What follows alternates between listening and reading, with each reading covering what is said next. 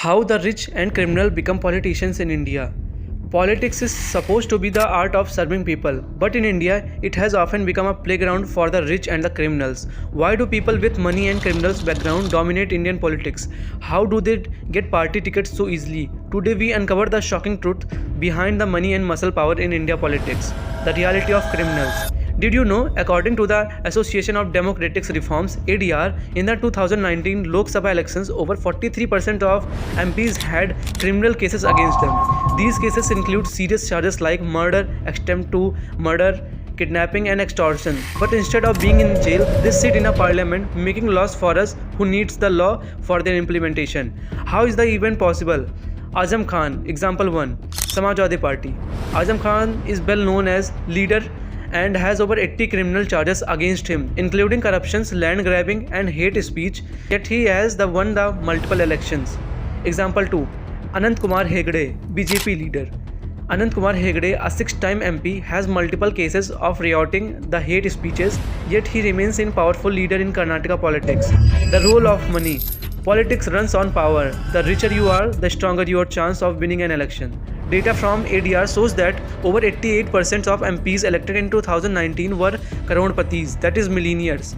But how does money influence politics? Vijay Mallya and Rajya Sabha. Before flying India as a fugitive, Vijay Mallya was an MP in the Rajya Sabha. His wealth allowed him to influence politics parties and secure a ticket despite his failing businesses. The 2022 Karnataka MLC election scandal. MLC was reportedly offering 100 crores for ticket. This is how money decides who gets to run for the election. The more money you have, the more chance you to win the elections and get the tickets in the parliament. In many parts of the India, elections are won not by votes but by force. Goons hired by politicians, immediate voters, silence opposition and even win elections. This is called muscle power in politics. Mukhtar Ansari, BSP UP. A mafia don turned politician, Mukhtar Ansari contested multiple elections while being in a jail. His influence over voters through fear and loyalty kept him in power.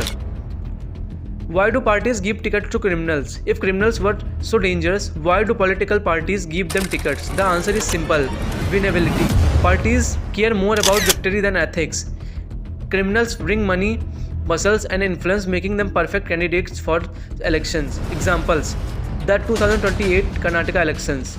Over 6,000 crore were spent in these elections. Party tickets were given to candidates who could not invest the money in the campaign. Ethics were never being a concern.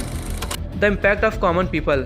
When politics is controlled by criminals and the rich who suffers the most, the common man, corruption increases, justice is delayed and the democracy is weakened. People are forced to vote for candidates they fear or admire for the money instead of real leaders who can bring change. Now it's time for the conclusion. The way forward. Youth participating in politics protest for clean governance.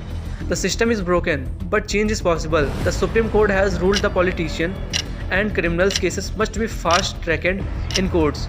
But enforcement is weak. The real power lies with you, the voter. Educate yourself, question your leaders and vote for clean candidates. If we stop selling our votes for money, India political future can be changed. Now it's time for the call to action. If you found this video informative, like, share and comment your thoughts. Subscribe for more deep insights into India's political system. Let's spread awareness and fight for a corruption-free India. So now it's time for the end. This is Amit Tiwari signing off. So we will meet in another video. For that, Jai Hind, Jai Bharat.